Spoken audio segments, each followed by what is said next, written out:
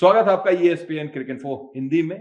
हम बात कर रहे हैं यहाँ पर इंग्लैंड और वेस्ट इंडीज के रिव्यू की। यश हमारे साथ मौजूद हैं और कुछ देर पहले यहाँ पर जब हम थे तो थोड़ा सा डर भी लग रहा था, क्योंकि कुछ घंटे पहले जब शदरफोर्ड का बल्ला चल रहा था तो लग रहा था कि कोई गेंद यहाँ आकर गिर ना जाए। यश, ज्यादा दूर नहीं है हम लोग जहाँ पर मैच चल रहा था। जी हाँ, बहुत ही बेहतरीन पारी खेली।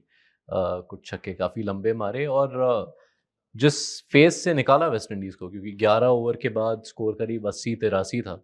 अगले 6 ओवर में लगभग 80 रन बन गए। तो वहाँ एक बहुत क्रूशियल फ़ेज़ था और एक शानदार पारी एक ऐसे खिलाड़ी द्वारा जो कुछ ही महीनों में इस मैदान को अपना घर कहेंगे, क्योंकि अब मुंबई इंडियंस के लिए खेलेंगे। बिल्कुल। और ये match by the way West Indies ने जीत लिया 30 रनों से। 2 में 2 जीत वेस्ट इंडीज की हो चुकी है। यश, जब हम लोग आ रहे थे बातचीत कर रहे थे कि भाई वहां पे बात क्या किया जाए, मैंने आपसे पूछा था कि तैयारी करके आइए 3 वो पॉइंट जो जबरदस्त इस मुकाबले में रहे। जी, तो उनमें से एक तो आपने निकाल दिया मेरे थ्रू ऑलरेडी। बट मैच के पैसेज से जाएँ तो रदरफोर्ड, ऑफ कोर्स वो मिडल ओवर्स का फेज़ जहाँ 6 ओवर में तकरीबन 80-85 रन बने हैं।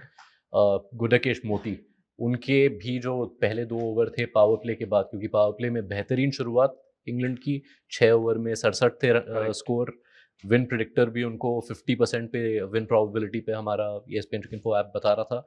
उनके पहले 2 ओवर जो विकेट चटकाए, ख़ास तौर से वो बेथेल का जो बॉल था जिस तरह से चकमा दिया।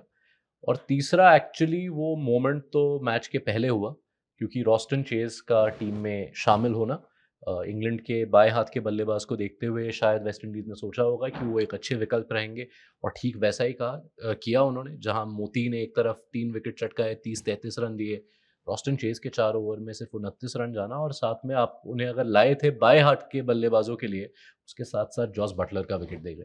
बेशक। और क्या लाजवाब गेंदबाजी। और जब मोती की बात हो रही है, मुझे ध्यान है शायद वो बी का शिकार उन्होंने आज ज्यादा किया, बेंटन का, साथ ही साथ फिर उन्होंने बटलर का भी शिकार किया और एक और बी भी बीच में बेंटन, बेथेल और Brook. Brook Brook sorry not Butler, ब्रूकिन तो बी था। शिकार बीओ का किया, लेकिन performance A grade. Performance A grade. और एक चीज और जो शानदार लगी वो ये कि हम अक्सर देखते हैं कि अमूमन नंबर 5 पर या नंबर 7 पर 5 विकेट गिरने के बाद आते हैं बल्लेबाजी करने के लिए शेपर्ड। आज जी। नहीं आए।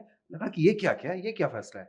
पर जो फैसला लिया था यश, जो होल्डर को भेजा उन्होंने, सामने वाले की बत्ती जला दी उन्होंने। ये एक्चुअली बहुत अच्छा पॉइंट है, क्योंकि मैंने 3 पॉइंट ज़िक्र किए, लेकिन जेसन होल्डर जो एक इम्पेटस उन्होंने आखिर में दी उस पारी को, और क्यों नहीं भेजा रोमारियो शेफर्ड को? शायद उस समय ये लगा होगा कि अभी तो 14 ओवर हुए हैं, तो 6 ओवर फिर भी लंबा टाइम है। रोमारियो शेफर्ड से आप वो क्विक फास्ट बर्स्ट एक्सपेक्ट करते हैं कि करेक्ट। वो आखिरी 3-4 ओवर में बहुत घुमाएँ। तो शायद उस रीज़न से भेजा हो होल्डर को, लेकिन होल्डर अंत तक रह गए, और बेहतरीन कैमियो। बेहतरीन कैमियो। और अब हुआ है क्या? अगर इस ग्रुप में हम देखें यश, तो अब रास्ता साफ है एक टीम का, वेस्ट इंडीज का। उन्हें एक मैच जीतना है, जो 2 मैच बचे हैं, एक नेपाल से और इटली से। 2 में से एक जीतेंगे, वो पहुंच जाएंगे सुपर 8 में। इंग्लैंड के लिए भी यही चीज अभी भी है, स्कॉटलैंड और इटली को वो हरा दें तो जी। पहुंच जाएगी। पर क्या इतना आसान जो हम लोग बातचीत कर रहे हैं वो है? अभी भी इंग्लैंड ने जो पिछला मुकाबला भी जीता था नेपाल से, बस जीत लिया था। देखिए, T20 विश्व कप का इतिहास बतलाता है कि आसान नहीं है, क्योंकि इंग्लैंड ने आज तक मेंस T20 विश्व कप में किसी भी यूरोपियन देश को नहीं हराया है। हम्म। नेदरलैंड से 2 बार हारे हैं, स्कॉटलैंड से पिछले बार वॉश आउट हुआ था, जहां स्कॉटलैंड का स्कोर 90 90 था 10 10 ओवर ओवर में। में।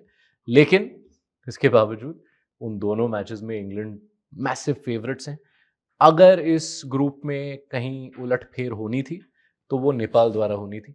मेरा ऑनेस्ट ओपिनियन वही है। अब भी हो सकता है करेक्ट। कि अगर नेपाल वेस्ट इंडीज़ को हरा दे, और फिर इन 3 टीमों के बीच में नेट रन रेट पे मामला आ सकता है। बट इंग्लैंड के नज़रिए से देखें तो हाँ, ये एक निराशाजनक परफॉर्मेंस, लेकिन ग्रुप में जेopardy मुझे नहीं दिखता है, क्योंकि जो अ, काम खराब हो सकता था, वो सैम करन ने नेपाल के खिलाफ बचा लिया। बिल्कुल। तो और एक चीज़ और जाते-जाते आपको ये भी बता दें कि अपसेट अब तक इस टूर्नामेंट में हुआ नहीं है, जब तक हम लोग बात कर रहे हैं। और यश ने बोला किसी यूरोपियन टीम से हर मैच जीत जाए वर्ल्ड कप में, कम होता है इंग्लैंड का। अभी भी यूरोपियन टीम मौजूद है।